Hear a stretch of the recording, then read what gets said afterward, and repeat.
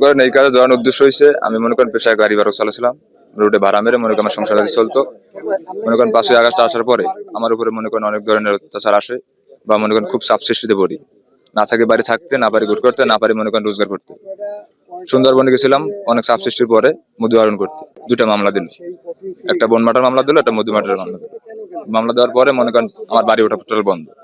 মনে করেন 5 দিন বাড়িতে ছিলাম, মনে করেন একদিনও বাড়ি থাকতে পারিনি। তারপর অনেক হয়রানির পরে সুন্দরবনে আবার চলে যাই। যাওয়ার পর আমি এক জায়গায় যে অসুবিধা করি, তারপরে সুমন ভাইয়ের সাথে যোগাযোগ করে এই জীবনে আসে।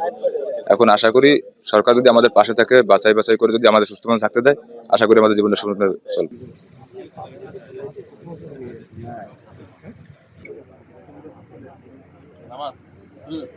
মিথ্যা মামলা একটা খাইলাম, খাইয়ে তারপর জেল খাইতে আইসেও মনে করেন স্বাভাবিক ভালো থাকার চেষ্টা করছি, পারি নাই।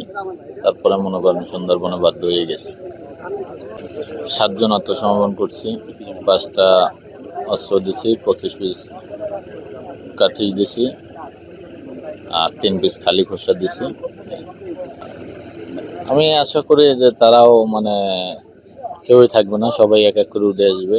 হয়তো এতদিন মনে করেন অনেকের ভিতরে একটা ভয় বিভ্রান্ত ছিল যে আসলে তারা মানে নিয়ে কি নাকি করবে। যখন দেখবে এই জিনিসটা, তারপরে সবাই চলে আসবে, কেউ থাকবে না। আর সবাই বিপদে পড়ে গেছে যতটুকু জানি। কেউ মানে ওইখানে কেউ খুশিতে যায় না, ওইখানে বিপদে পড়েই যায়, খুশিতে কেউ যায় না। আমি এখন ফিরলাম আপনার, এই যে আমি মনে করেন সরকার থেকে প্রস্তুতি পাইছি যে ভালোভাবে থাকতে পারবো, আগে যেভাবে ছিলাম 5 তারিখের আগে ওইভাবে, যাতে কোনো সমস্যা আর হবে না, কেউ হয়রানি করতে পারবে না, দেখবে সরকার। এর জন্য মনে করেন আমি ফিরছি। আমাদের দাবি যে আমরা ছেলে মেয়ে লইয়া আমাকে কেস মামলা জানি না, কোনো কেউ যদি 70 একটা দিয়ে দেয় আবার এইটা জানি না দেয়, এইটা ভালো চাই। আর আমরা দেশে চাষবাস করিয়া জানি খাইতে পারি ছেলে মেয়ে লইয়া, এইটা শান্তি চাই।